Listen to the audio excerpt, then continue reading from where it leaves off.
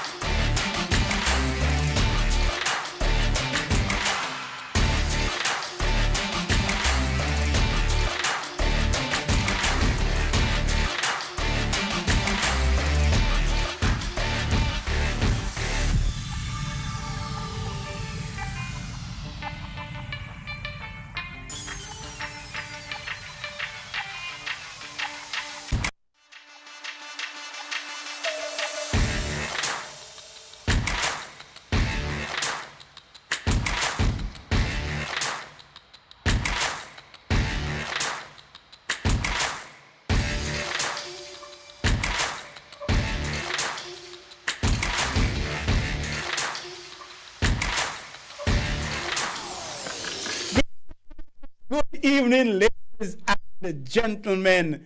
Welcome back to another edition of On the Ball here at WINN FM 98.9. Today is Tuesday, 9th of September. Gosh.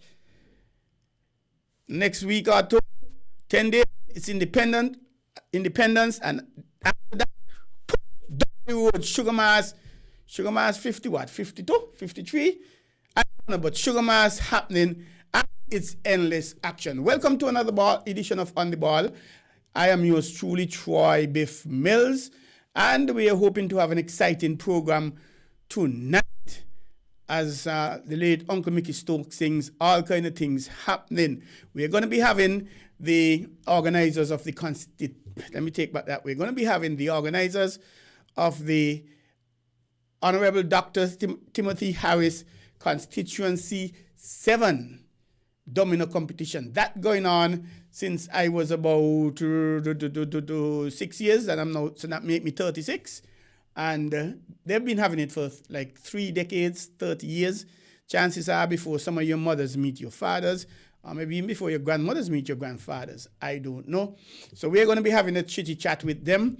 They're going to be in around 7:30, and they're going to be telling us what is happening, what is going on, talking to us about it, how many teams, the point system, how many $1,000 the winners getting, etc., etc. And bear in mind, we just had the conclusion of the World Domino Championship in Antigua. That's last month, and the St. Kitts and the Nevis, after being absent from that for 23 years. Sure, that means 21, 22, 23, 24. No, got to go backwards. 23, 22. They've been in it since the last time they entered was 2002. So they came back in last year and they won it. And domino has been a big thing around St. Kitts and Nevis. Even me, I don't know much about dominoes. I had to try a little thing. Sometimes when I see a 4, I put a 5 by it, but it's only supposed to be a 4. But it's a double 4 cross or whatever. But you find domino happening around the bar shops, down the ferry terminal, and the people don't play it just for play and enjoyment. They're playing and something, you have to give up something and you get something. I ain't going to tell you what that's all about on this radio station. So they're going to be telling us about that. We're going to be talking about some football. We're going to be talking about some cricket and things like that.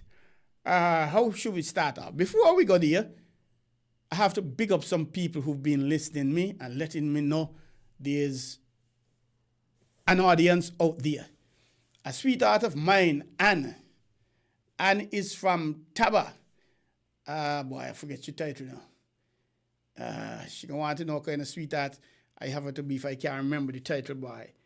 Anne. But anyway, she told me she goes out of the way every single Tuesday night to listen to the program. So good night, Anne. How are you? Turn us up loud and clear and invite your neighbors and your family and your friends to lock on to 98.9. That's in St. Kitts. Up in Newtown, when you go up by Bractus, so, and then you go across, so, oh, by now, you go up by Bractus, so, and you keep going straight. Oh, yes, and the house is over, so. And that is, what kind of people decide, boy, I forgetting people name? Evie Philip Morris. She turned 69 last week. No, not 69, it's 70. Last year, she was double 69. She turned 69 on the 6th of the 9th month. But this year, she now turned 70. She said she wish she could go back to last year. I don't know why. The 69, on the 6th, she turned 69 on the 6th day of the 9th month. But she turned 70 this year on the 6th day of the 9th month. So happy birthday, Evie. How are you? And I spoke to her, and I think she enjoyed it. And for those who may not know, she's blind.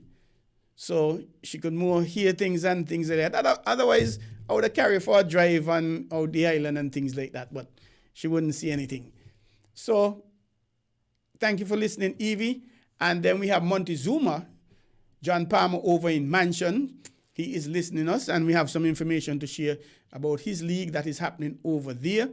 And Nevis, the whole of Brown Hill, I understand they'll be locking in, whether they're drinking, whether they're liming, whether they're home, them and the madam lying down or doing whatever or not doing whatever. They say the all of Brown Hill locking. I have to go out there and check them out. My father from over there, he's from, where Brown Hill is, boy, Brown Hill over so, but he's from over, so he's from Brick Hill. And I don't know if he had any dealings with Brown Hill, but he's there. Who else? But I think there's Larnett Somerset over in Keon. She and Griffin, I think, both of them logged in. Curtis Cook, he's going to be logged in as well. He does miss the show. And the other Ras, not Manor Ras, but the name is going to come again. He is logged in as well. And we thank you for listening. And we invite the corporate community to come on board and sponsor the program. We are very much in need of the program. And you should be hearing us on WINN FM 98.9 on all sides of the island. I'm going to make a kind of remark now. If you're not hearing us on WINN FM, please call me and let me know, 668-2055. Or you could send me a WhatsApp. And once you hear anything, if you're not too happy, call me, let me know so we can fix that for you. We say happy birthday to those persons celebrating today. I don't know anyone. Happy birthday to you, those who are celebrating anniversary. Happy anniversary to you as well. Those who celebrated birthdays or anniversaries between last week, Wednesday, and yesterday, Monday, we say happy belated birthday, happy belated anniversary to you. Those who will be celebrating birthday or anniversary between tomorrow, Wednesday, and the next week, Monday, we do say happy birthday in advance, happy anniversary in advance. If you achieve something good today, hey, you bought yourself a new yellow shirt, and I'm going to talk about this yellow shirt in a bit. If you bought yourself a new pair of glasses, you took a haircut, whatever you did, you got a baby and your bicycle and your girlfriend and your boyfriend, and for some people, maybe they get divorced, maybe something that's to celebrate, I don't know. We say congratulations to you, and we hope you enjoy it. Talking about the yellow shirt, you saw me in yellow last week. You saw me in this yellow again today. You're probably wondering why I never see Biff in the same shirt twice in a row. So you wonder what's going on if he gets out. No. We are celebrating National Colors Day here in St. Kitts and Nevis because our independence is on the 5th. What I'm talking, on the 19th of September. And for some time now, 2 decades, I can't remember. But maybe back in the 90s, I think it was. Whoever came up with this National Colors Day, excellent idea. I love it. Oh boy, Friday sneakers there as well. So you not only put on your yellow shirt Friday, you put on your sneakers. So yes, back to this.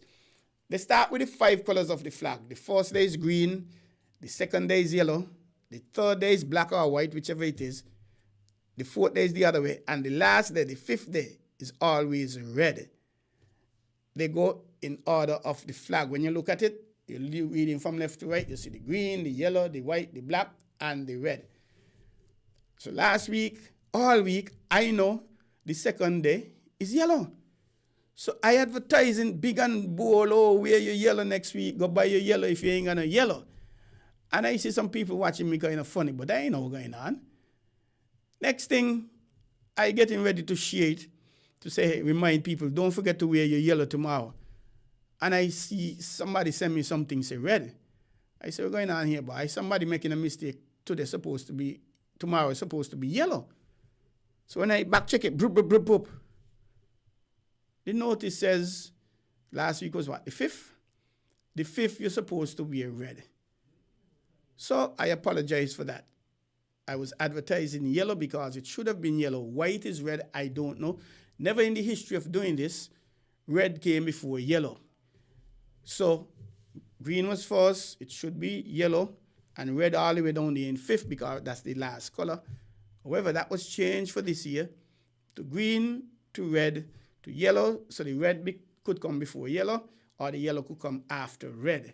Somebody really dropped the ball big time. Somebody fell asleep.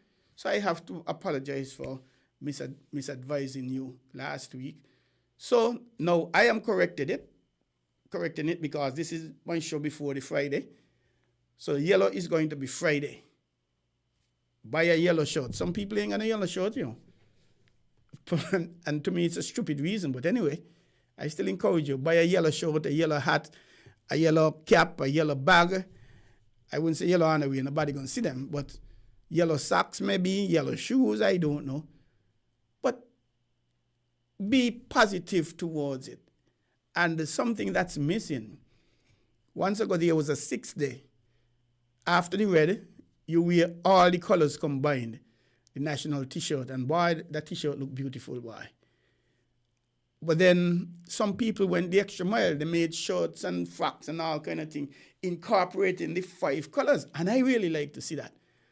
But for the last 3 years, at least the last 3 years, we haven't had that 6th day with the combination of all colors.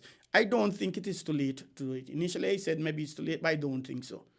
I think if the powers that we now send out and say, hey, and what date that is going to be, just let me check. The 12th is going to be Friday coming. That's yellow. We're going to have the white, the black. The red is the 3rd. So on the 10th of October, we could wear that all colors. But anyway, back again. Where am I? We spoke about that, and we thank you for joining another edition of On the Ball here at WINN FM 98.9. You know what? Let us start off with football on the local scene. On the 16th, Sunday the 16th of February, early up in the year, about 7 months ago, football got started here in the Federation with the President's Cup. What the President's Cup is, it's the league champions, and that was SL Horsford's St. Paul's United from the last season, playing against the FA Cup champions from last season as well, which was Montreal Farms, Clean White United, Old Road Jets. They normally play the opening match of the season, which is the President Cup. And the St. Paul's, and as usual, played Old Road. And St. Paul's took care of business against Old Road. I think it was 2-0. So St. Paul's, they are the President Cup champions for 2025 because they were defending last year. So the new FA Cup champions are Village. They played St. Paul's in the finals and they put some licks on St. Paul's. So next season, God's Peer, provided nothing is changed, the President's Cup will be played between Rams Village Superstars and SL Horsford St. Paul's United because St. Paul's, they won the championship. Now they are the defending champions.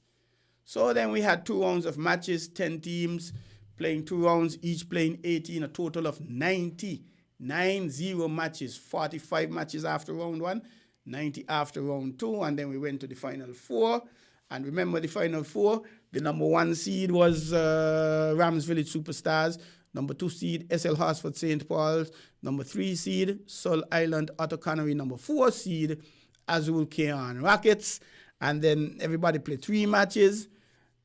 Something that perplexed me, I hear people saying that St. Paul's was lucky to get in the final 4 or the finals, or they should not have been in the finals. And I can't understand. They were the last to play. Other teams don't play all the matches, and they won. They did what they were supposed to gain. So how should they not have been in there? Are they lucky to get in? I can't understand that. But anyway, they got in. They played against Rams Village Superstars and put a whipping not once, twice on Rams Village Superstars, done it in 2. So if we look back, they defeated Rams Village Superstars the last game in the final 4 to get into the finals, and then give them 2. So that's a hat trick of hands they don't give St. Paul's. St. Paul's don't give Village. But anyway, so St. Paul's get in and they're the champions. Congratulations to them. And I think the goalkeeper, Uzal Haj, he is goalkeeper of the year. Kiddy is the goalkeeper of the finals, and the final 4, I think he's also the goalkeeper of the player of the finals and things like that. Congratulations. And Andre Huey, the media consultant of the SKNFA, he sent us a report about that last game. And obviously, Village had to win it to stand a chance of winning the championship, going a 3rd game. And I believe the FA wanted a 3rd game because everybody would have sell off out there. Nobody would hold any space. But let us hear from that report from Andrea Huey, the media consultant of the SKNFA, sending his report on the final match of the SKNFA's 2025 season, which was sponsored by National Bank Group of Companies. After defeating Rams Village Superstars 2-0 in Game 2 of the 2025 National Bank Group Premier League Finals. Having taken a 1-0 lead with a similar scoreline in Game 1, St. Paul's dug deep and scored their first of 2 goals thanks to their Golden Boot winner and Finals MVP, Keith Ward Freeman, in the 55th minute. Kalonji Clark sealed the deal in stoppage time from the penalty spot. Here are highlights courtesy of FIFA Plus. Ball played over. Heads go up and Joseph Wilkes not able to get a touch on that one. Heads go up and send a leader, puts that one over the crossbar. That one was very, very close. It's Phipps. Lovely ball. Phipps breaking away here. Phipps fires and puts that one wide. And we playing that one down into the channel for Dajal Kelly. Kelly controls his one-on-one versus Gerard. Gerard retrieving. It's Burnham. Not able to control for himself, but Burnham gets it, puts it across, and it's blocked there by Wuzal. Lovely save there by Wuzal Hodge. So it's St. Paul's now looking to get forward. Jackiel to Freeman. Freeman looking to put the pressure there on Gillard. Gillard goes back to his goalkeeper, Zakis. Making a mistake, and Freeman putting it across and puts it into the back of the net. Zakis not clearing it. Try to take out Freeman. Freeman picking the pocket of Zakis. Freeman, Phipps fires a shot, and Freeman gets it, and it's saved off on the line from Fleming. And Dennis Fleming fouling Kalanji, and it's a penalty, and puts it into the back of the net. Going straight down the middle. St. Paul's 2, Village 0. At the awards ceremony following the match, Village Superstars received the runners-up medals, followed by St. Paul's players, team officials, and coaching and backroom staff, receiving their winners' medals and championship trophy. Keith Roy Freeman was awarded the finals MVP. Thrizen leader of St. Paul's explains what this victory means for the community and the team. Did you expect that the team would have won the way they won and dominated the game the way they did? Yes, I think the guys was confident of winning tonight. We know that Village would not lie down. The pub a great fight. I say thanks to them for the final showing. But you know, one team have to win tonight, and unfortunately that's SLR for St. Paul Football Club. So what does it mean for St. Paul's to dominate the Premier League the way it has? So it just shows that we have a philosophy back home in St. Paul's where we got a camaraderie, a lot of brotherly love. And we have a system where we put in place where actually put us in this type of position. And lastly, how are you going to maintain this dominance now and keep the guys motivated? Because some of the players would have won like their 6th or 7th title now. You have players like Beyonce winning his first with St. Paul's. But what will it take to motivate the players and to keep them going? The motivation is always, the hunger is always there from the guys, knowing that this season we say we have put performers in the Caribbean Shield tournament, and we said that we want to be back there again to represent St. Kitts. So the hunger was always there. I think the hunger will be there again next season. And speaking of the Club Shield, is that something you're aiming to win next season? Yes, we're trying to do better than last experience that most of the guys have before. I think we should do much better next time around. This is St. Paul's 8th Premier League title, making them back-to-back champions. Saturday's finals marked the end of a long yet competitive National Bank Group Premier League season.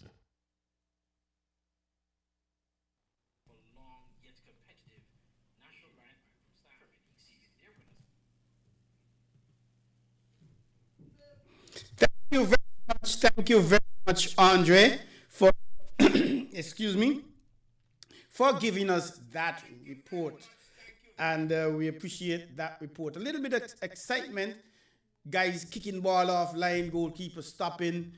It probably should have ended maybe 4-2 or so, because I think both teams had some easy chances they should have scored. But I can't understand the thing with the goalkeeper. The goalkeeper get the ball and trying to dribble, and he should know when it comes to Keith Roy, he's like a vulture around that penalty area.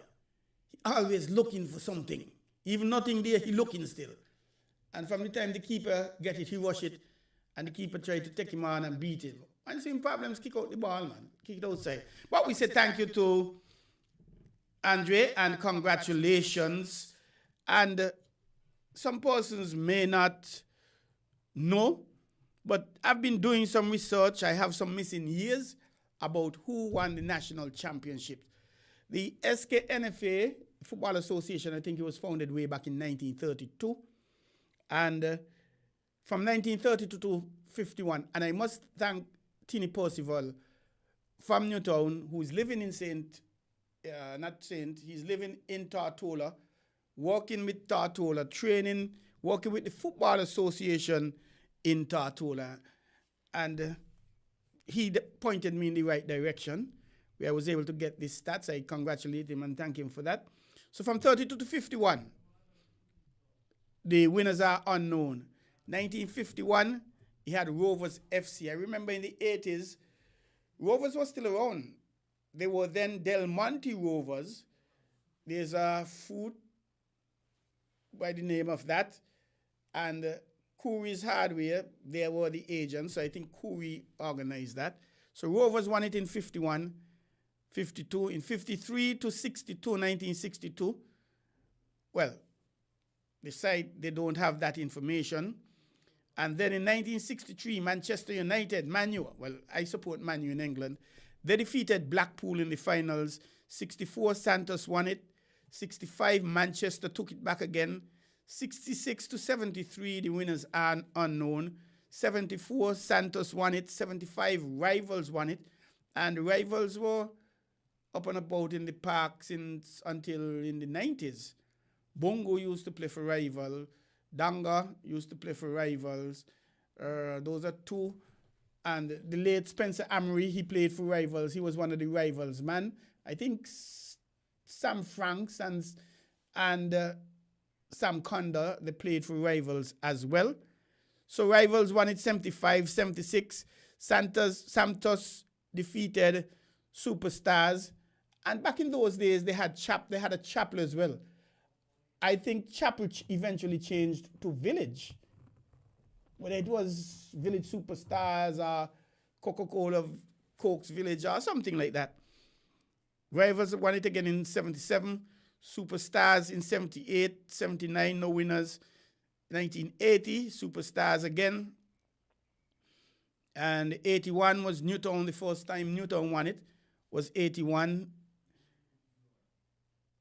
82, 83, no winners listed. 84, Newtown. 85, no winners listed.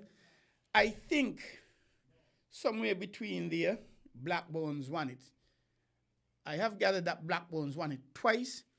And I think I was told it's 83 and 85 because Newtown won it between those 2 years when Blackburns won it. I think Blackburns came up from the second division in 81 and won it. And then 85, not certain, 86, Spurs won it. I guess they didn't run out of time that year. Newtown became the first team to win it 5 times. First team to have a hat-trick of victories, 87, 88, 89. Spurs came back in 90, defeated Newtown in the finals. In 91, Village defeated Newtown in the finals. Newtown won it 92 and 93. 94 was Spurs that defeated Newtown in the finals. And then Newtown became the first team to have a 4-peat. Newtown won it 95, 96, 97, 98. St. Paul's, they won it in 1999. They defeated Spurs in the best of 3-0. They lost 0-1 and defeated Spurs 4-2 in the last game. Now, 99. 2 significant things about that. Prior to 99, that is up to 98, the structure was a first division, which was the top flight division, a second division, a third division in some years, first, second, third division.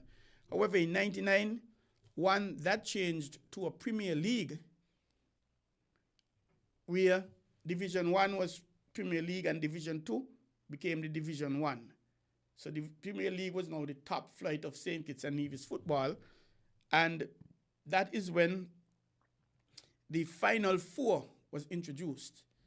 Before, when they play 1 round or 2 rounds, whoever ended up at the top of the table with the most points, they were the champion. But from 94, it became the Final 4.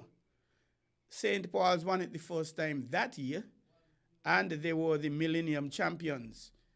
Now, St. Paul's, I'm from SP where the best be, and I remember, I think it is 89 perhaps, or maybe 90. St. Paul's, that time they were playing in the second division. They've been playing in the Sandy Point League before, but this particular year, end of the first round, in the second division, they won all the matches. They didn't lose a point. They didn't drop a point. End of the second round, they again won all the matches. So they went through the entire second division without losing a point, winning all the matches. However, they played in the Sandy Point League that year. And my team is Scrabble. It was Cantel Crabble. It changed to Cable and Wireless Scrabble. And we defeated St. Paul's 1-0 in the league. But they won the championship because we had lost a game or a draw game with somebody or something. But we defeated them 1-0. That was their loss. And we lost the game or something and draw game. And then the Knockout Cup, we played them in the finals, and we gave them a 1-0 again, a chuck in the eye. We were the only team in St. Kitts and Nevis to beat St. Paul's in that year. And we beat them twice, 2-1-0. That's either 89 or 90, I can't remember. And these guys, Rohan and quite a few guys, Rasbom was the goalkeeper, I think, or Bashi. But they were in pinker form. They were top-notch. By the way, back to the stats. Newtown won it in 84. 85, as I said, I think that may have been Blackburns. 86 Spurs. Oh no, we all down here to 99, forgive me. 2000 Spurs won it. And that was their 4th championship. And 2001, Keon won it for the first time. They beat Spurs in the final. And St. Paul's in 99, they beat Spurs. Spurs won it in 2000. They defeated Village. And then Keon won it in 2001. They defeated Spurs.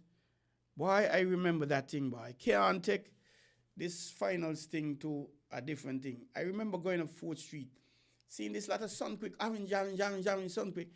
I wonder what's going on. I forgot that finals were playing. Only when I reached the park, everybody in there got umbrella and things like that. But anyway, that's the first time Keon won it. Village came back and won it in 2002, Newtown again in 2003, Village again in 2004 and 2005, Village in 2006 and 2007. St. Paul's won it for the second time in 2008. Village won it again in 2009. St. Paul's won it in 2010 for the first time. Newtown defeated St. Peter's in the final. St. Paul's defeated Wachi. Boy, that was a season. 2008, St. Paul's defeated Wachi. Newtown defeated Village twice.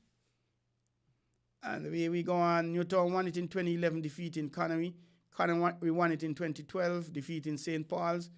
St. Paul's won it back-to-back, 13 and 14, defeating Village in 13. 14 was Connery. Keon won it a second time in 2015, defeating Connery. They back-to-back Keon defeating Spurs in 2016. 2017, Village defeated Connery. I'm not seeing anything for 2018-19. I don't know if that's when they had some confusion. I don't remember. 2019, St. Paul's defeated Village. Nothing again in 2021. 21, St. Paul's defeated Connery. So that was technically a back-to-back, you know. So that's 2 back-to-back Keon had. 2019, nothing in 2020, won it again. 23 was Village defeating St. Paul's. And 24, St. Paul's defeated Connery 3-0, 2-0. And 25 defeated Village 2-0, 2-0, and 2-0. So if we summarize all of that, Newtown, they have 16 championships, 1-6. Village, they have 9 championships. And St. Paul's, they have 8 championships. Spurs 4.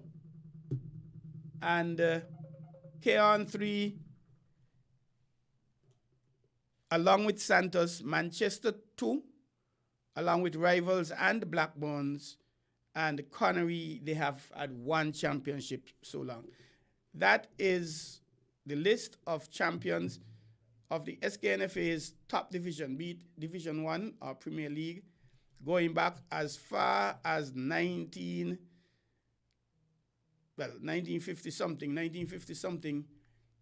I don't think my great-grandmother had met my great-grandfather yet. So that makes me, what, 20-something, 30-something years? Somewhere around here. You're listening to On The Ball here at WINN FM 98.9. I'm Troy Bif Mills, your host. And you can call in at any point, 466-0989, 662-0989, 762-0989. And I'm actually getting my call now, my visitors my guests from the Honorable Dr. Timothy Harris Constituency 7 organizers. Hello. Good evening, sir. And we are going to go straight to the line. Good evening, sir. How are you, sir? Could you hold 1 second, please?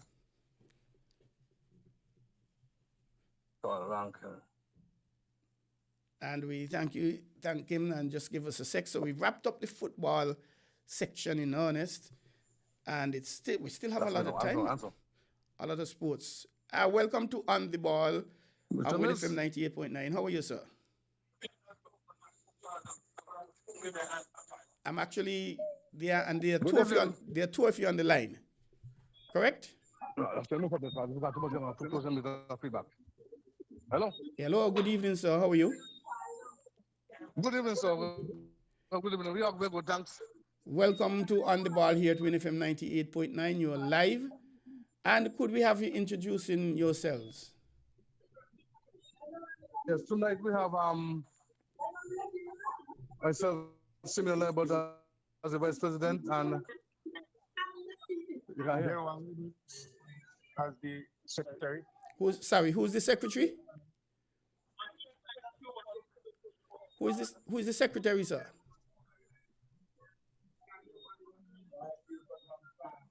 I guess we're not too clear. You hearing me, Simeon?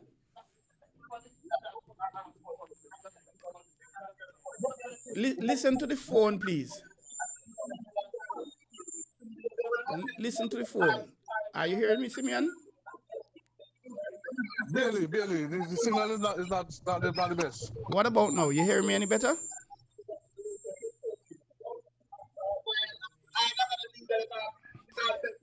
Okay, you're at the domino competition that's happening at the large Atlas Community Center, correct? Hello?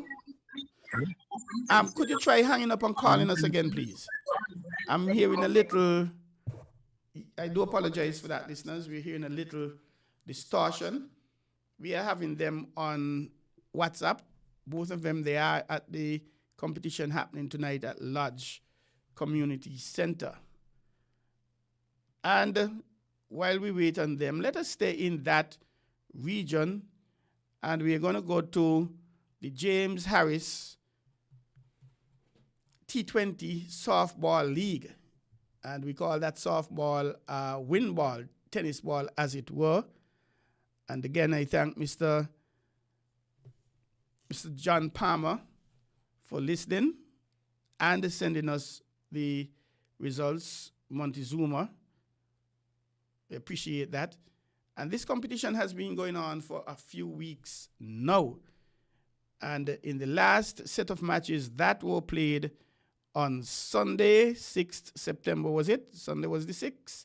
Sunday the 7th, actually. And Tabernacle, they came up against Jaguars. Tabernacle, they won the toss, and they batted first. They were what we call a Nelson in cricket, 1-1-1. A Nelson is anytime the three numbers would be the same number, 1-1-1, 2-2-2, 3-3-3, etc.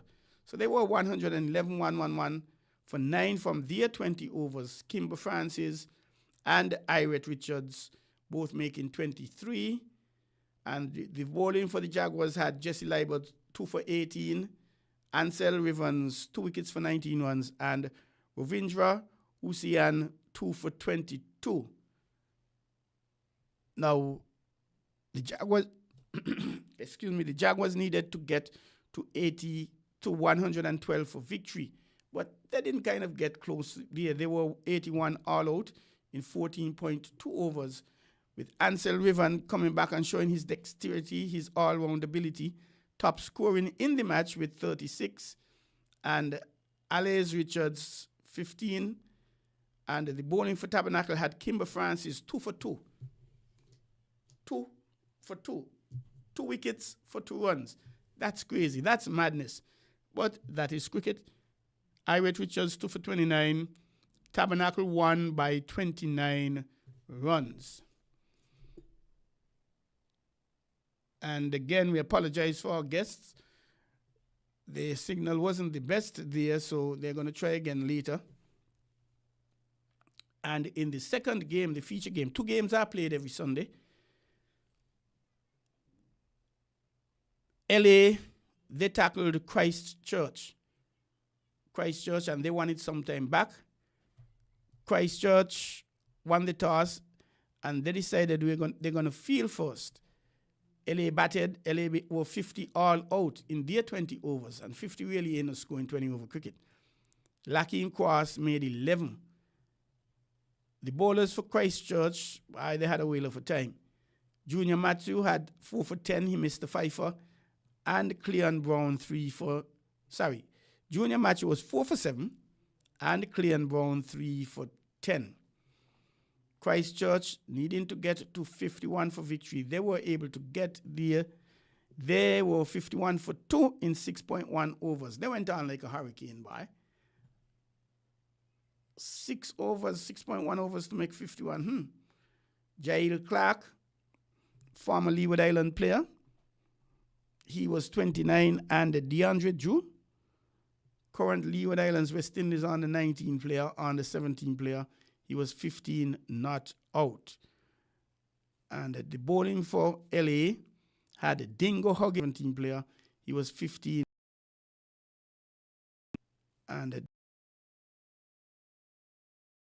ins 2 for 4. That again is excellent bowling. 2 wickets for 4 runs.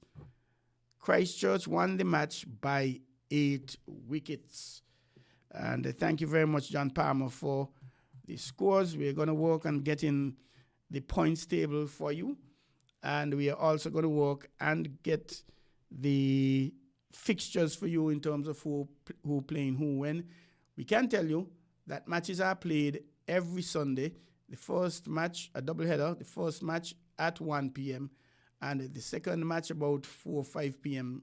round there about. And it's all happening at the Mansion playing field. Those of you from the western part of the island, go on over and enjoy it and have some lovely cricket. Take your family, support the WINN ball cricket, support James Harris, one of the top class bowlers for St. Kitts hardball, that is, from way back when. So thank you very much, John Palmer, for that information. We have a WINN ball league being played, a tape ball league being played over in Nevis as well. I think it's a Hard Times. We're going to have that information. We're going to have some information for you about that.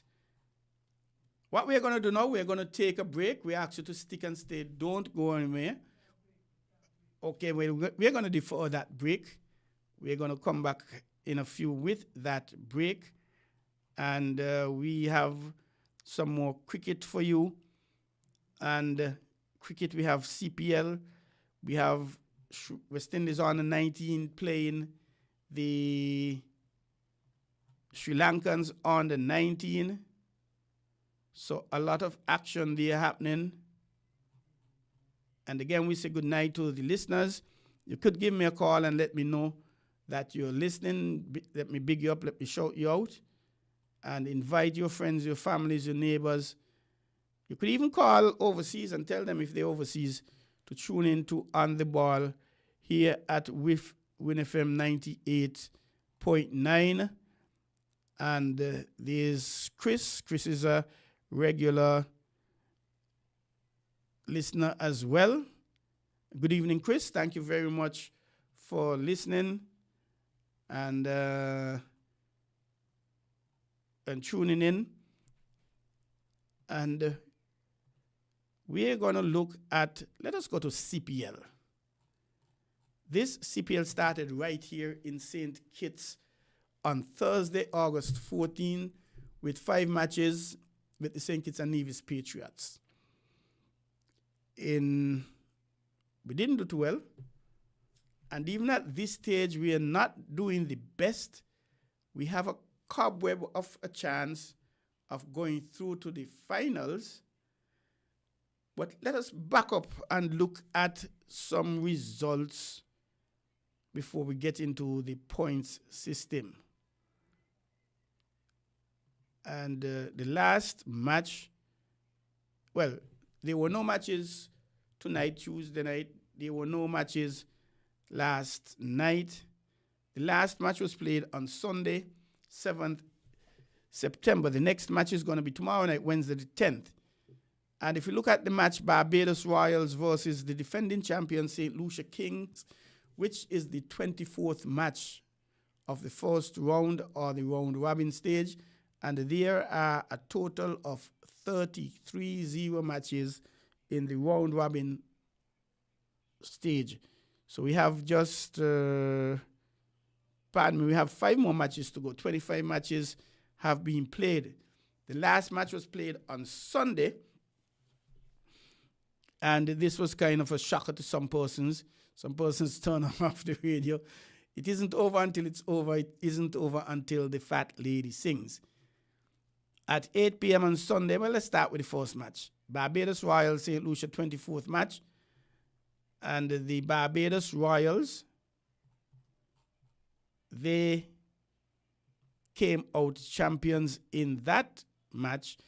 The St. Lucia Kings, the defending champions, they won the toss and they opted to bowl first. And that seems to be the trend in this CPL.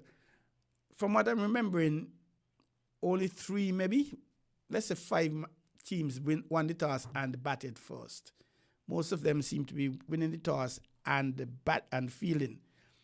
The Barbados Royals, they were 191 for 5 from 20 overs.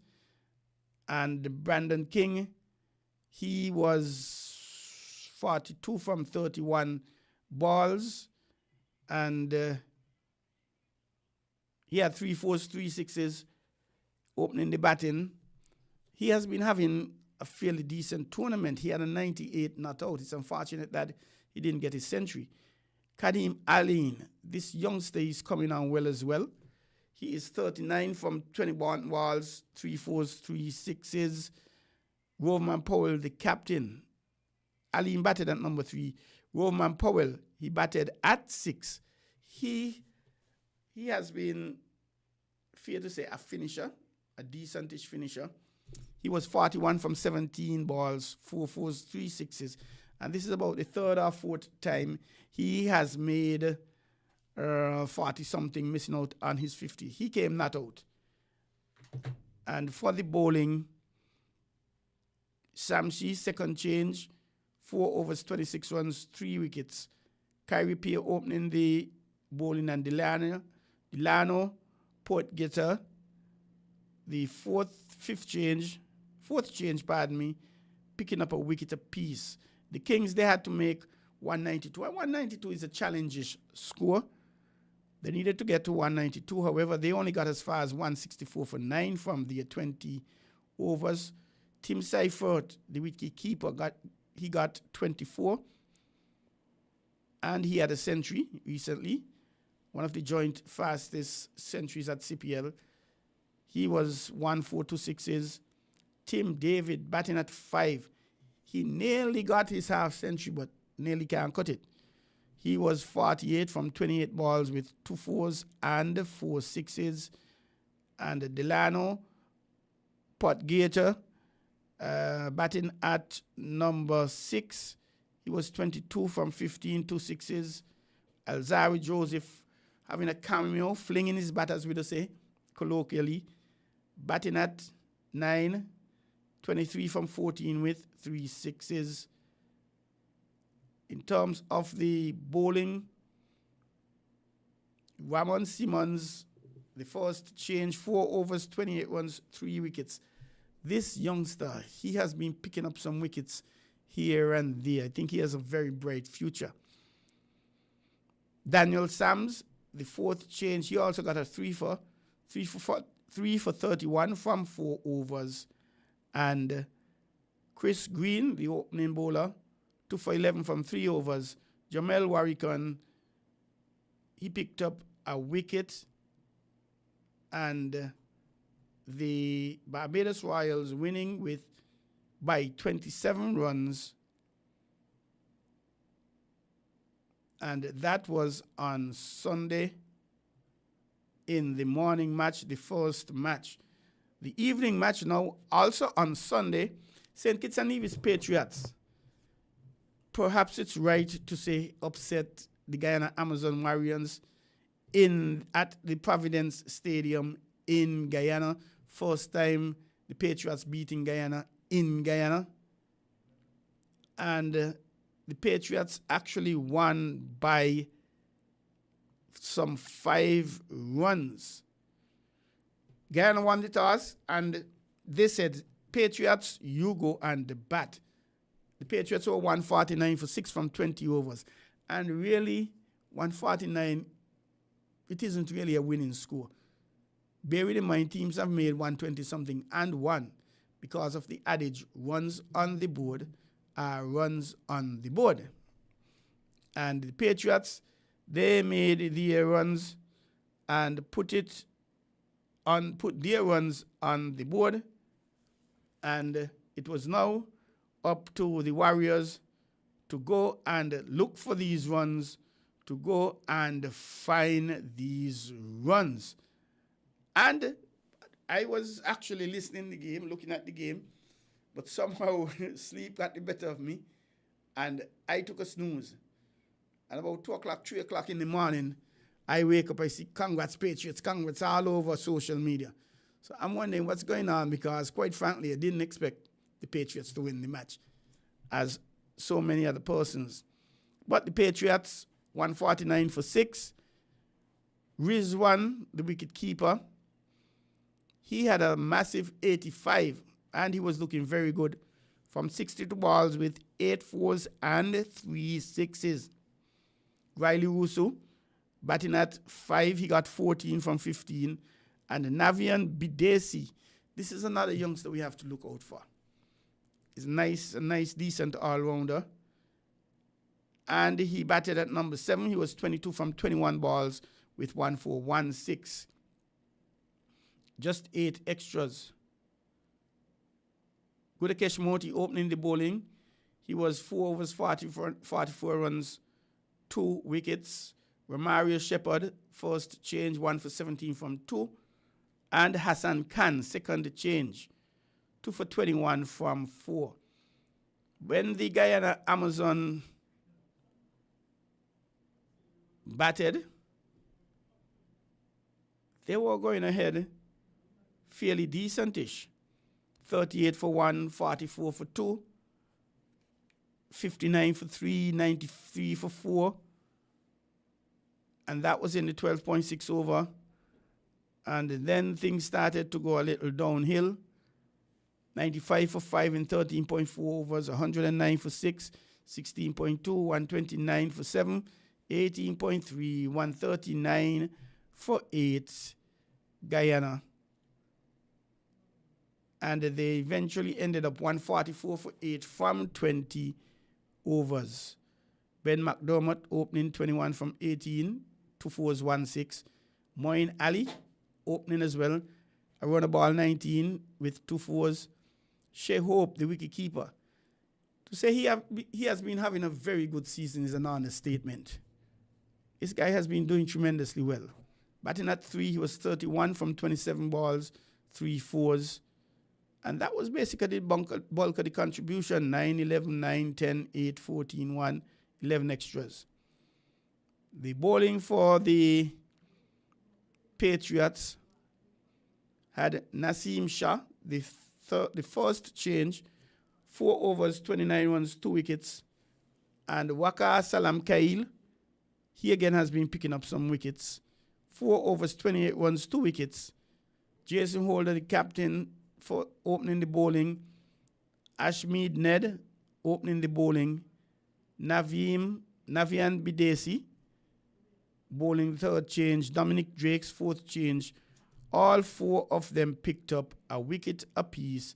Therefore, the St. Kitts and the Nevis Patriots winning by 5 runs. And boy, I can imagine people who stayed up to watch that match, how interesting it would have been, how exciting, and them being glad that they didn't go to sleep. That match started 8 p.m. on Sunday night. Now, let us look at the 5 remaining matches. Wednesday 10th, Guyana Amazon Warriors will be facing Antigua and Barbuda Falcons in the 26th match, and that is at 7 p.m. at the Providence Stadium in Guyana. Barbados will take on St. Kitts and Nevis Patriots, which is their last match, Patriots. 7 p.m. on Thursday, 11 September at the Kensington Oval in Bridgetown, Barbados. Barbados Royal will then engage Trinbago Knight Riders the following day, Friday 12th at 7 p.m., which is the 28th match. The 29th match, which is the penultimate match, on Saturday 13th at 11 a.m., Guyana Amazon Warriors and the St. Lucia Kings, the defending champions, they will lock horns. And on Sunday the 14th, match number 30, Guyana Amazon Warriors hosting the Barbados Royals at Providence Stadium in Guyana. And then we have the eliminator on Tuesday 16th, qualifier 1, on Wednesday 17th, qualifier 2, on Friday 19th, and the finals on Sunday 21st September. That's 2 days after our independence. Now let us look at the politics of all of this. Some serious politics here. And we're going to try and get a break.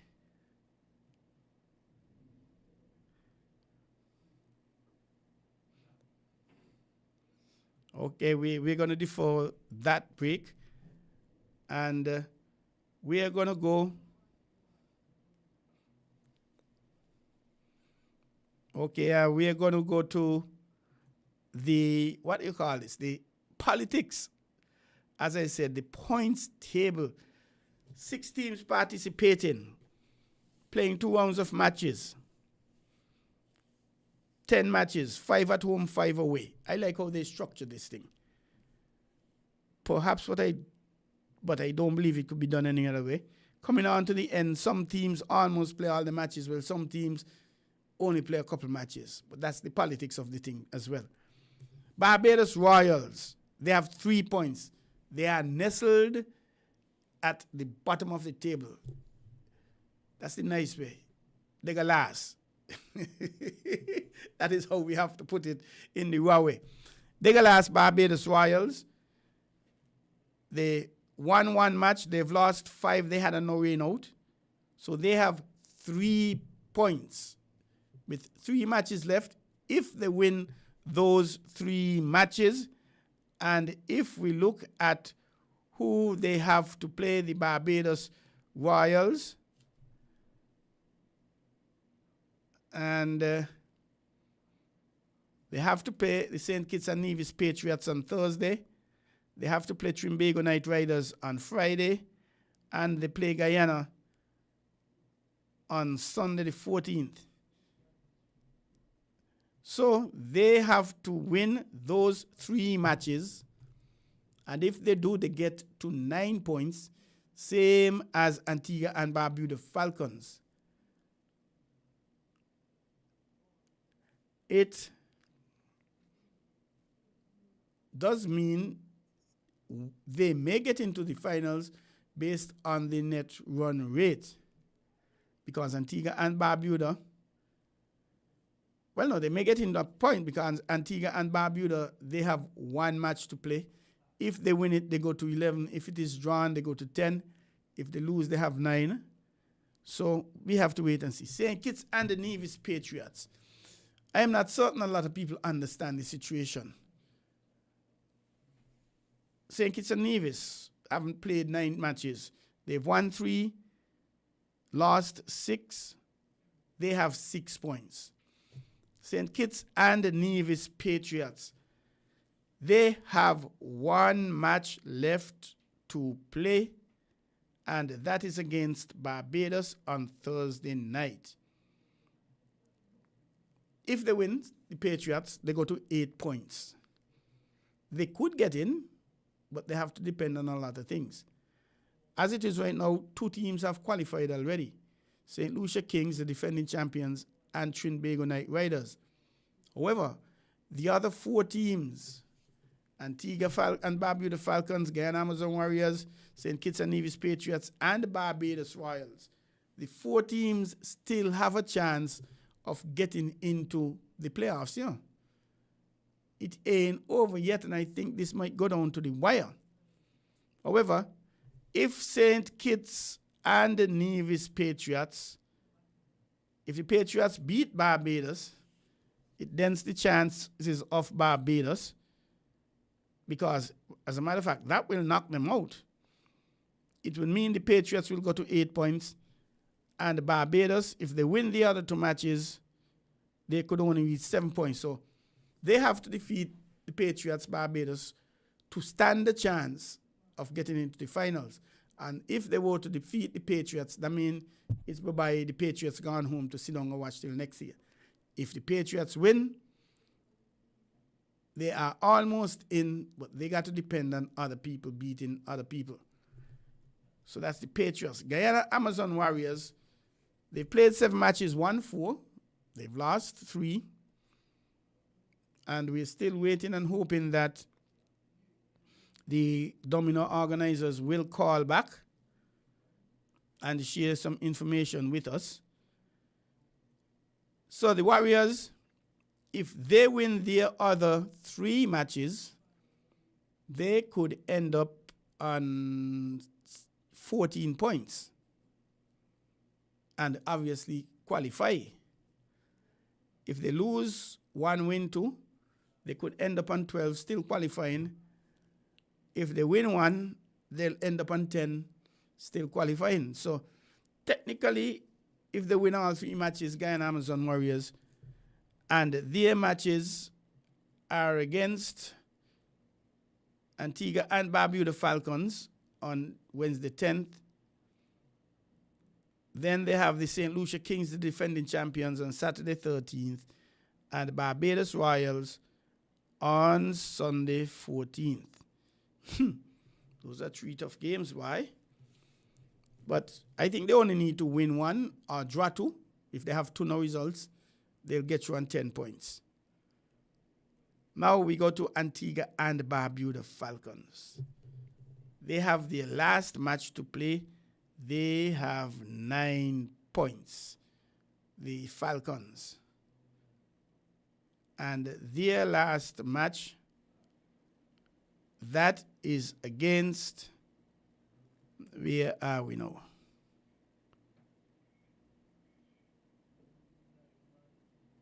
I am missing that.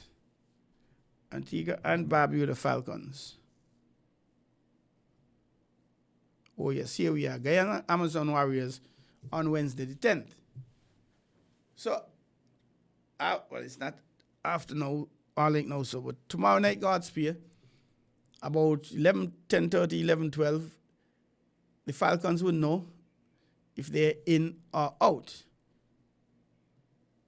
If they win, they go to 11 points, and that puts them in. If it's a rain out, they go to 10, and that puts them in as well. If they lose, they stay on 9, and they could be in because St. Kitts and Nevis Patriots cannot reach 9. So they don't have to worry about them. They have to worry about Guyana Amazon Warriors, who could reach 14, and they have to worry about Barbados Royal on 6. If they win all 3 matches, could get to 9. So if they were to lose Barbados and Guyana, if they were to lose Antigua and the Royals win all their matches, then it comes down to net run rate, and that will be determined about in your other matches that you play, you win, you lose, the degree, the amount, how bad you lose, how good you win, etc., etc. So we have a lot of games here to play, you know. These 5 matches and a lot of politics involved. So we have to just wait and see how it works out. Again, good eye to Montezuma over there. And Montezuma, he is definitely reminding us that James Harris played for Leewards and the Combined Islands as well. Those of you who don't know him, just go on over to Sadler's Mansions, pardon me. Have a talk with him. Pick his brain, as we say. Especially the young aspiring cricketers, the young bowlers, the young pace bowlers. So give him a talk. A very quiet and humble man. And let him tell us about his experiences, or even try to tell you, well, boy, how you get the ball move in and out and the reverse swing and what have you. You're listening to On the Ball here at WINN FM 98.9. And I'm Troy Bif Mills. again inviting you to call in 668-2055 on WhatsApp. That's my number. Or you can call directly 666-0989 or 662-0989. I'm just going to slip away for a second, and I have to take some refreshments and make a deposit, a liquid deposit. So stick and stay, don't go away. When we come back, we're going to stick with cricket still, a lot of cricket happening with the West Indies circles.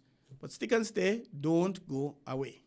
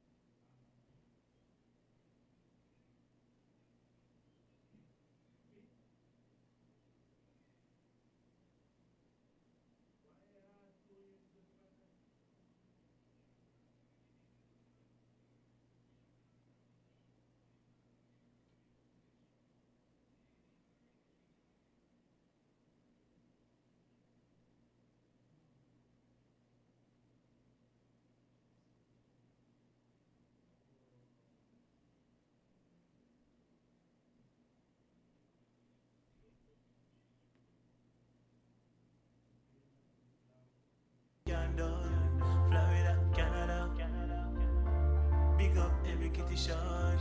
When me fly go England, Europe, me have fun can done. But everybody know, ain't no place like home. Me no know about you, but me love sink it's bad. Me no know what them a talk about. When them say sink it's mad. When everywhere in the world have problems, everywhere need God. Tell them easy no man.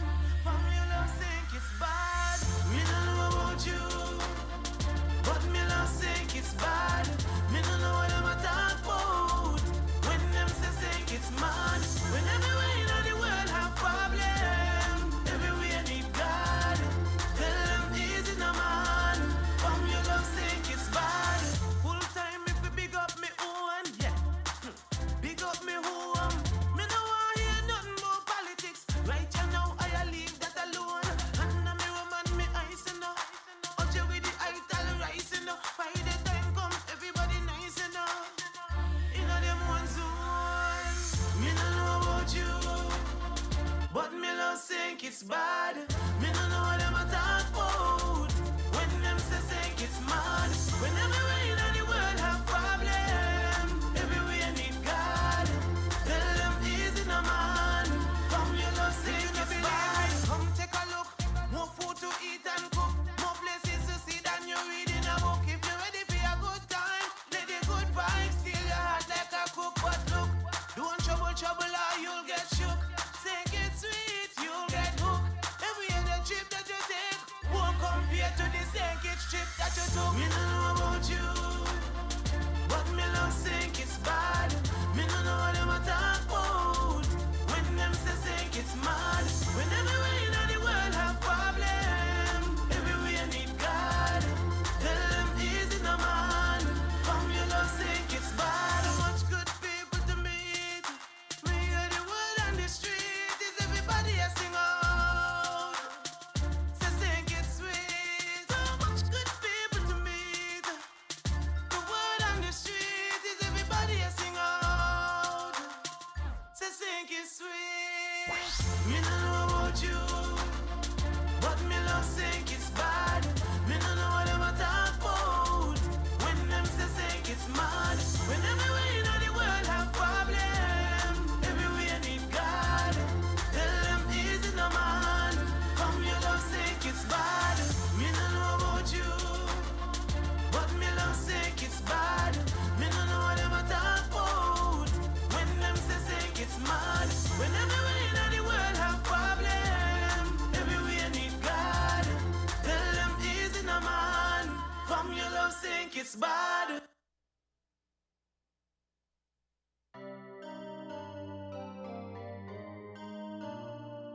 drastic.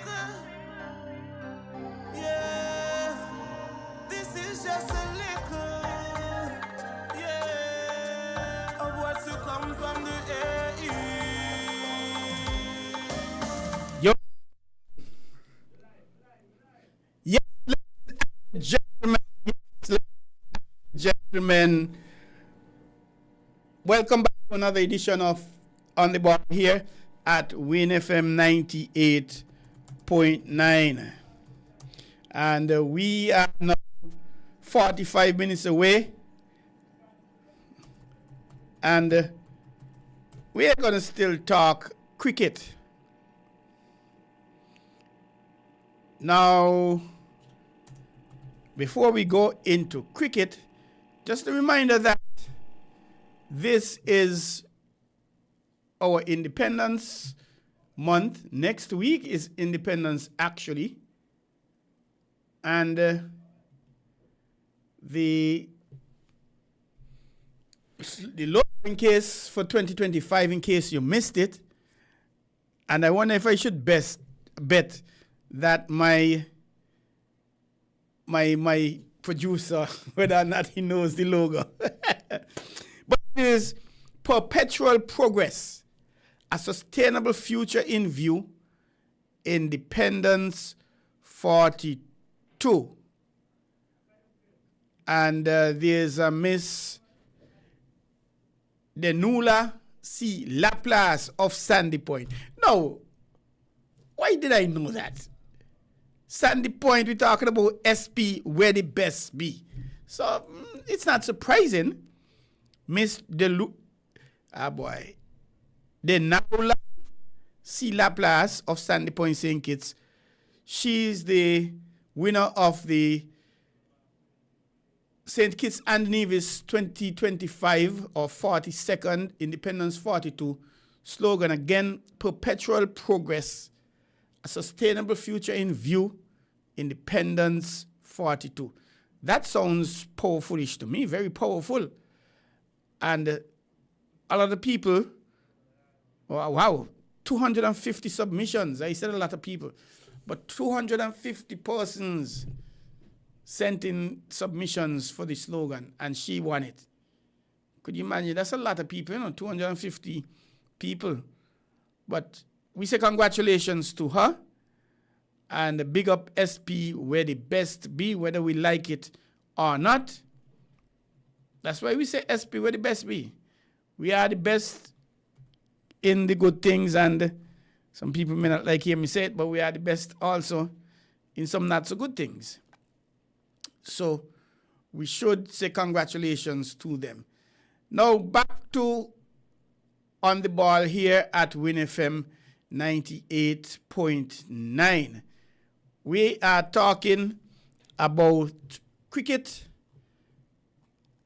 and youth cricket, as a matter of fact. And when I say youth cricket, the West Indies on the 19s, they are hosting the Sri Lankans on the 19s. And I think that is a good thing, because this is in preparation for the Under 19 World Cup next year. And it gives these youngsters an opportunity to stay sharp, to get some form, to pick some form, cement their places, or squeeze in, to put it that way. So if we quickly give a brief summary of the youth tournament. The first match was played on Saturday, 30th August, and this is a 50-over competition.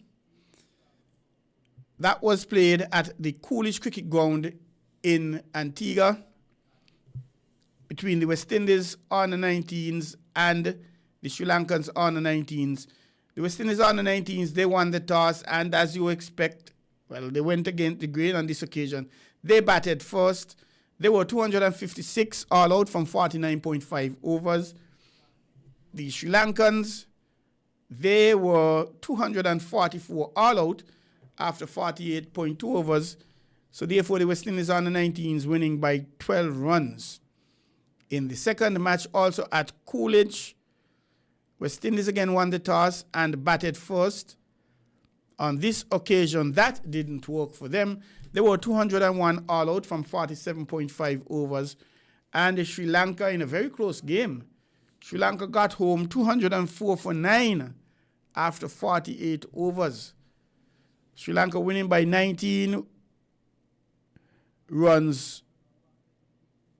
Sri Lanka winning by 1 wicket with 2 overs or 12 balls to spare. The third match, a very low scoring game, also at Coolidge. West Indies won the toss. Boy, he come like Sri Lanka, like West Indies against Australia, boy. That's 3 tosses. West Indies win and Sri Lanka ain't win none. And they decide to bat first again. But that ain't work for them again. West Indies 138 all out from 39.2. I don't know what went wrong there. Sri Lanka on the 19s, they were 139 for 2. Winning this match easily in 22 overs. Sri Lanka winning by 8 wickets. Match number 4, also at the Coolidge Cricket Ground. A lowish-ish game. No, man, I can't believe this, man. The West Indies win the toss again. So that's 4 straight. But on this occasion, they decided to field first. And Sri Lanka, they were 182 all out from 39.3 overs. This match was interrupted by rain. And the West Indies, according to Duckworth Lewis, they were 167 for 8 from 34.4 overs. Therefore, the West Indies won by just 2 runs, boy, according to the Duckworth Lewis system. I am not a big fan of the Duckworth Lewis system. I don't believe in it. I believe in the old thing, runs per over. If you make 200 runs in 50 overs, your average run rate was 4 runs per over. So therefore, I have to make a little above 4 runs and over to win. Don't tell me about resources when wicket fell and how much wicket resources you had to play with. I don't believe in that. But we go to match, and this one happened, hold on, let me back up. The first match was Saturday, 30th August. The second match was Tuesday, 2nd September, last week, Tuesday. The third match was Thursday, 4th September. The fifth match was Sunday, 7th September. That's the one gone there. The sixth match was today. The fifth match was today at the Sir Vivian Richards Stadium in North Sound, Antigua. And let us see how that went down. West Indies won the toss again. West Indies won the toss, so that's what, 5 tosses they win. And they decide they're going to field again. Sri Lanka were 172 all out from 48 overs, and West Indies 173 for 8 from 47.4 overs. And this is the 5th Youth One-Day International between the West Indies on the 19s and the Sri Lanka on the 19s. If we look at the scorecard, Sri Lanka on the 19s, the opener, Dimantha Mahavithana, was 38 from 59 balls with 2 fours, opening the batting. Kavija Gamaje, batting at 4, 22 from 56 balls, 1 4. And Shamika Hingnatigala, batting at 7, he was 36 from 40 balls, 1 4, 1 6, 11 extras. The bowling for the Windies, and we saw all of these players right here in St. Kitts. And I understand that the West Indies on the 19 tournament, that's going to be held here in St. Kitts for the next 4 years, 3, 4, 5 years. So we're becoming a cricketing hub of the Caribbean with St. Kitts. Jaheem Pollard opening the bowling. He was 2 for 12 from 9 overs, 4 maidens. Adian Rasha, 3 for 37 from 9 overs, opening the bowling. Shaquan Bell, a nice little all-rounder from Barbados, 3 for 43 from 10 overs. He was the first change. The third change, Israel Morton. He's out of St. Martin, played for Leewards. He's 1 for 30 from 8 overs. And Brendan Boodoo, 1 for 18 from 3 overs. When the Windies batted,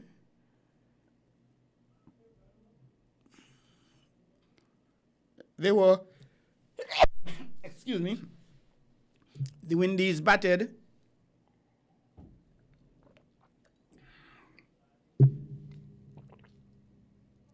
173 for 8. Micah Greenidge, the wicketkeeper, he missed out on his half century. He was 40 from 60 balls, 3 fours. He is from Barbados. Senior Fontaine, he missed out on his half century. He was 48 from 84 balls with 5 fours, 1 6. He is from the Windwards, and he actually made a century in the West Indies tournament we had here. And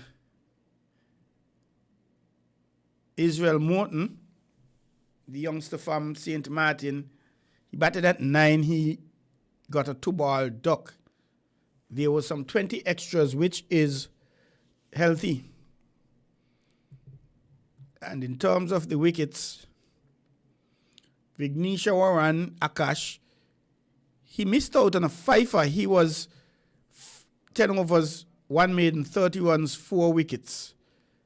1, 2, 3 other bat bowlers picked up a wicket.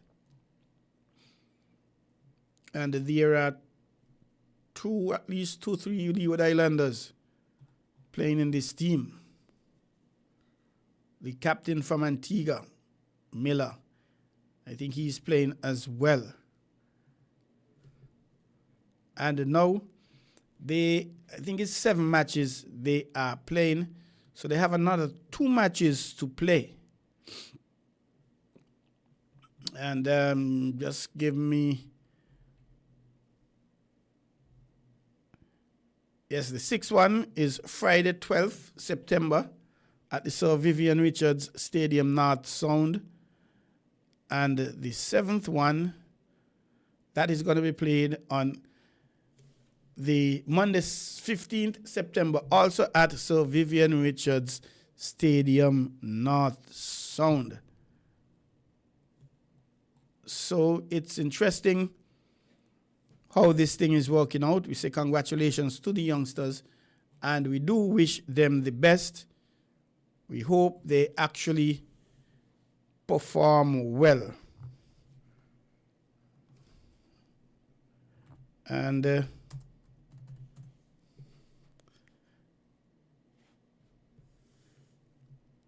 lot of things happening, a lot of cricket happening around the place. Why? And in these days,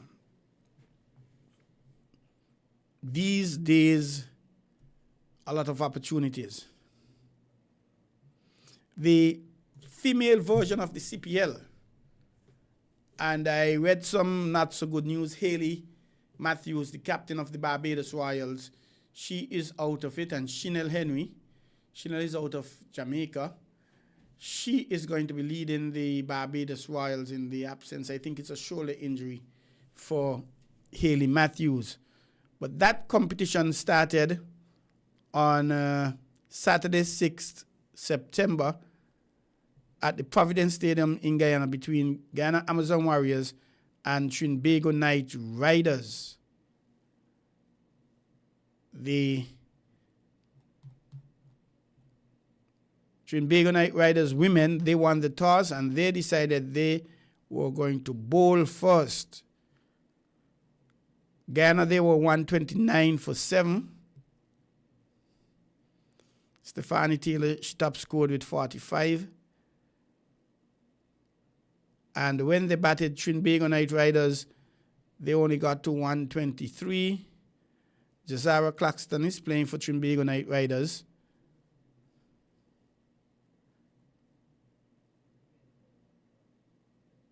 She picked up 1 wicket for 4 24 runs from 4 overs. She was the 5th change. Now, this team is being captained by Deandra Dutton. And some persons are of the view that she is not too keen, Deandra. She is not too keen on Jazara. I don't know about that, really. I really don't know about that. And I could imagine some persons thinking that's why she was the 5th change bowler. 1, 2, 3, 4, 5, 6 bowlers had bowled before her. The good thing is she got a wicket. She batted at number 5. She only made 15 from 13 balls with 3 fours. So she will have to tighten up on that.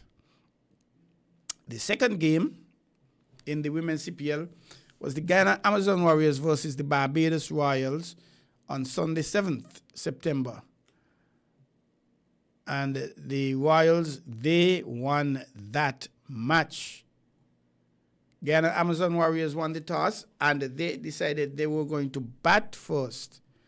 They were 154 for 4 from 20 overs.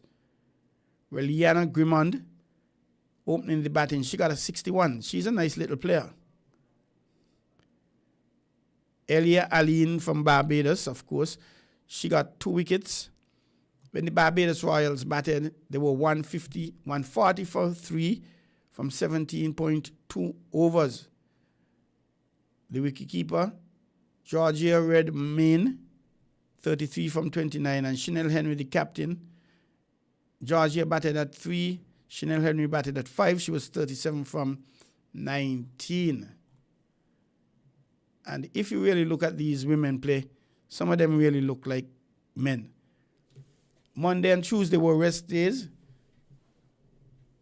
Wednesday the 10th, Barbados Royals will be playing Trinbago Knight Riders at Providence Stadium at 2 p.m. and at 4 p.m.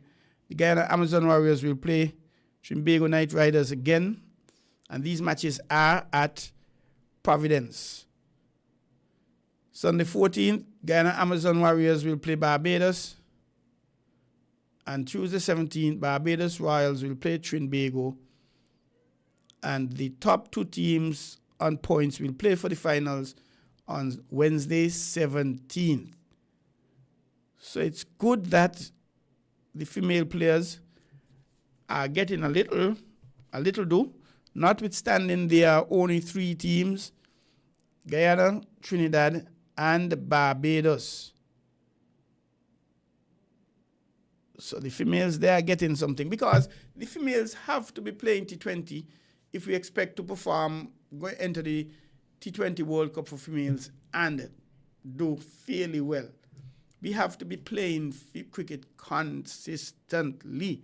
And that is something that has been beating us, the West Indies players. We have to play seriously. Otherwise, we're not going to get there. We're not going to get there much. And the West Indies, they are going to be playing a 3 T20 match series against Nepal. And that the first one is Saturday, 27th September at 11 a.m. The second one, Sunday, 26th September, also at 11 a.m. And Tuesday, September 30th at 11 a.m. That's the West Indies playing in Nepal, in the UAE. Playing Nepal in the UAE a little later this month. And Australia, England and South Africa, they are battling it out.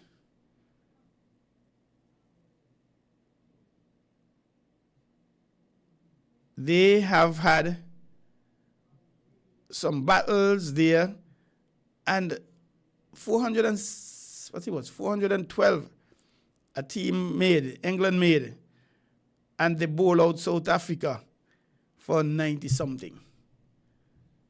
And I don't know why. This thing is really, really interesting.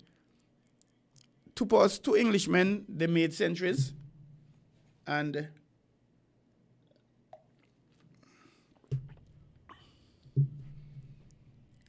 Joe Root was one of them. I can't remember the other one. But they actually made centuries, which is true, which is interesting. And South Africa, tour of England, England tour of Ireland, Australia women tour of India, ICC Women's World Cup, that's a little later, India tour of England, I mentioned West Indies tour in Nepal, Australia tour of New Zealand. So if we look at that South Africa series, the first ODI Wednesday, Tuesday, 2nd September, South Africa won that by 7 wickets. England 131, a very low scoring game. So in 24.3 overs all out. South Africa 137 for 7 in 20.5 overs. Therefore, South Africa winning by 7 runs. In the second ODI, Thursday, 4th September, South Africa won that again. This was a heavy scoring one. South Africa 330 for 8 from their 50 overs. And England getting close, 325 for 9 from 50 overs. South Africa winning by 5 runs. And no one scored a century in that match, 50s and 60s and 80s. Now with the third ODI, that was played on Sunday 7th, England really humiliated South Africa. England won by 342 runs. Joe Root batting at 3, he was 100 from 96 balls with 6 fours. And Jacob Bethel batting at 4, 110 from 62 balls, 13 fours, 3 sixes. Jamie Smith, the opener, was 62. Josh Butler, the wicket keeper, and he batted at number 6. He was 62, not out from 32 balls. And for South Africa, well, they made 72, all out. 0, 1, 0, 4, 10, 6, 20, 17, 5, 2, 0. Only 3 persons got into double figures, and that is really dismal batting. Joe for Archer, he was 4 for 18 from 9 overs. And Adil Rashid, 3.5 overs, 13 maidens, 3 wickets. So I don't know. It's perhaps safe to say that South Africa played their bench, but they're representing South Africa, so it doesn't matter who you play, you're playing South Africa. The T20 now, they have the ODI, the T20. The first one comes up on Wednesday, September 10th at 1:30 p.m. our time. The second one, and that is at Sophia Gardens, Cardiff. The second T20, Friday, 12th September at Old Emirates, Old Trafford, Manchester, home of Man U, United, my team. That's at 1:30 p.m. as well. And the third and the final T20, that comes up at 9:30 a.m. at Trent Bridge in Nottingham. And that is going to be some interesting games. We have Australia there touring New Zealand for 3 T20 internationals in October 1st, 3rd, and 4th. That is Australia touring New Zealand. And we mentioned England, South Africa already. The ICC Women's World Cup, that starts Tuesday, 30th September. India and Sri Lanka, they are kicking off. Australia, New Zealand, Wednesday the 1st. Bangladesh, Pakistan, Thursday the 2nd. England versus South Africa. And the West Indies lost out on this. That game we were to win, and we won it, but we didn't win it by enough runs or something to that effect. So we lost out on this World Cup, sadly. I remember watching that, and Healy was shouting to who was batting, I can't remember. So she was telling him, we need a 4 or a 6 and a 4 or a 4 and a 6. But the directions were clear. I think you needed to hit a 6 first and then a 4 or something like that. Why that specific order, I am not certain at all. And they eventually end up losing that. Losing the opportunity, that is, to be in the World Cup. And Australia touring New Zealand, they're going to be playing 3 T20 internationals. Did I mention that? Wednesday, 1st October, Friday, 3rd, Saturday, 4th.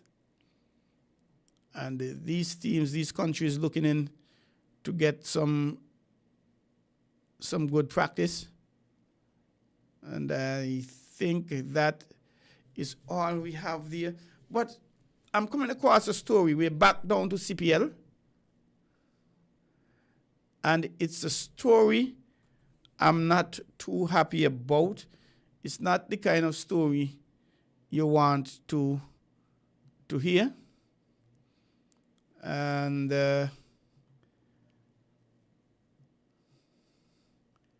I'll just tell you all about it here. And I've seen it in different areas. It says, it's out of Barbados, Starcom. Police recover firearm after robbery of cricket official in Fontebelle. These were actually patriots. And this is dated September 9th, 2025 at 12:58 p.m. Captioned, police recover firearm after robbery of cricket official in Fontebelle. The Barbados Police Service has confirmed that an official from one of the cricket franchises in the CPL Premier League, and that is the St. Kitts and Nevis Patriots, has been robbed of a piece of jewelry outside a popular Fontebelle establishment. I heard 2 players were robbed, but we're reading one here. Police at the Criminal Investigation Department, CID Central Police Station, are conducting investigations into a report of a robbery that occurred about 3:14 a.m. on Tuesday 9th September 2025 along Fontebelle St. Michael. Now, players out at 3:14 on Tuesday, notwithstanding the game was on Tuesday. Investigations revealed that a group of men, including some West Indies cricketers, were sitting on a wall in the area of a food establishment when they were approached by an armed man. The men attempted to run away, but one of them fell. He then got involved in a scuffle, that's interesting, a scuffle with a gunman, with the armed man, and his chain was broken from his neck. A firearm was subsequently recovered at the scene. No West Indies cricketer was robbed. No West Indies cricketer was robbed during this incident. Investigations are continuing. That is very interesting. That is interesting. But it doesn't matter that no West Indies player was robbed, so to speak, in my view. The fact that it happened is bad. And you're going to be scuffling with a player, and you're going to be scuffling with a gunman. That is not a good thing at all. I don't know. Well, they tried to run, which is good, but scuffling with a gunman, gun could go off accidentally. I don't know. But this doesn't send a good image, one, about Barbados, and in my humble view, and 2, about the CPL program. You don't want these things to be happening. We're trying to build sports tourism in the Caribbean, and these things are not going to help. They are going to hurt. When some stupid fool decides to do these things, he's not really concerned about the country. He's not really concerned about its tourism product. He's just concerned about getting whatever value, $5, $10, maybe more, at the moment. So I really don't know. I really, really don't know what gets up into the head of these people. But we're getting down to the wire. We are ending. We have just a few more minutes left, and we have time to squeeze in some table tennis. I am the president of the St. Kitts and the Nevis Table Tennis Association. We have been having a serious challenge attracting players. Primary school, high school, at the community level, young adults, elderly. We are prepared to teach table tennis to anyone who's involved, interested in learning. We don't have a home for table tennis, so we are forced to use various community centers around the island. The plan of the St. Kitts and the Nevis Table Tennis Association is to have, in the first instance, one table tennis board housed in each of the community centers here in St. Kitts and in Nevis, starting with the area where we have had more responses: St. Peter's, Connery, St. Johnson Community Center, Sandy Point, Challengers, and we are basically using St. Paul's as the headquarters for playing, per se. Why St. Paul's? St. Paul's, they have the biggest community center that can house at least 6 boards, 4 for competition and 2 for practice. And if we squeeze, if we push, we could probably get 7, maybe 8 boards. So we recently held a camp on the 7th and 8th of, when it was September, last week. Not 7 and 8. Let me back up. Actually, it was in August, the end of August. And we used St. Paul's Community Center. 24 students attended. And that is the most attendees we've had for our camp in St. Kitts or Nevis. They came from 13 schools in St. Kitts, 9 primary schools, and 4 high schools. And we were extremely elated. We are extremely related about that. We are going to be having camps, talents ID, whatever you want to call it. And we're looking at having them on Saturdays, primarily from 9 to 1 p.m. The challenge is, we are competing, one, for the community centers. Because, for example, we would have liked to have a session Saturday coming at the St. Johnson Community Center, but there's a dance group there from 9 o'clock to about 3 o'clock. So we are competing with other groups for spaces. And then we are also competing with players from different schools. The mothers are going to say, well, hey, my child has to play football, my child has to go cricket, my child has to go track and field. And the children are telling you as well, I love football, and nothing is wrong with that. Everybody cannot play table tennis, everybody cannot play football. But the pool for these players for table tennis is very small. We are a minor sport. We're not one of the biggest sports, table tennis, in the countries. You have track and field, you have football leading the top, I believe. You have basketball, you have netball, and to some extent, volleyball. Swimming and sailing, they are becoming very big things now. They're their participants that is going, and I commend them highly. They've been doing tremendous work with that. But we have been asked to relocate our table tennis boards because the community centers, some renovation is going to be done to them, especially in terms of the windows.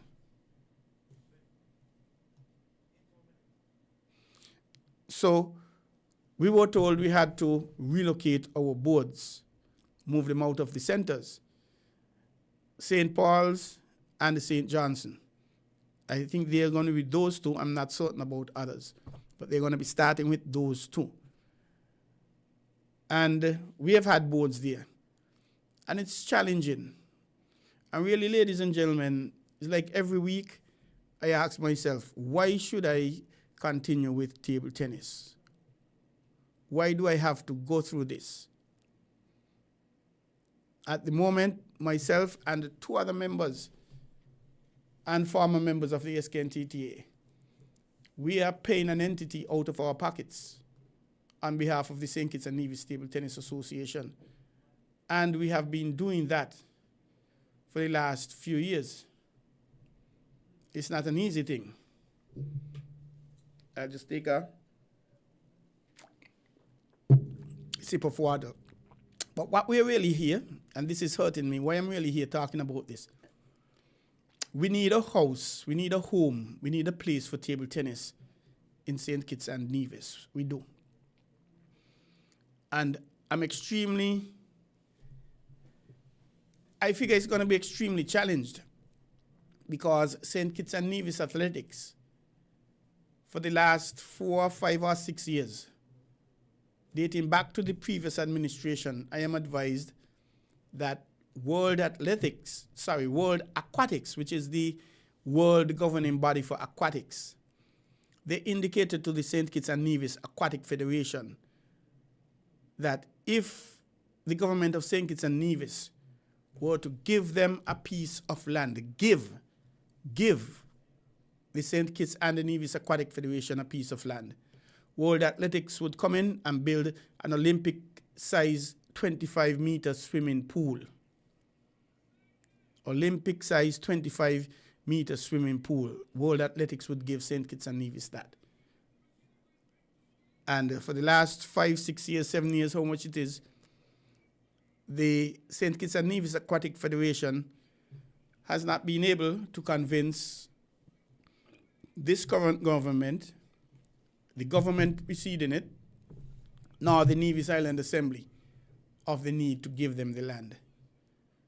So I am thinking, if they have been fighting this battle for 6 years, 7 years, 5 years, whatever it is, and we are now saying for table tennis, we need a space, a home of our own. So as some of the players could tell me, if they want to go up and play table tennis 10 o'clock in the morning, they can go. If they want to go at 10 o'clock in the night, they can go. And it is a challenge. If St. Kitts and Nevis Aquatics cannot get this free land for 5 years, I'm seeing a challenge for us. However, we need to continue the call for that. We have been asking for it. As a matter of fact, there has been, in 2018, 2019, Mr.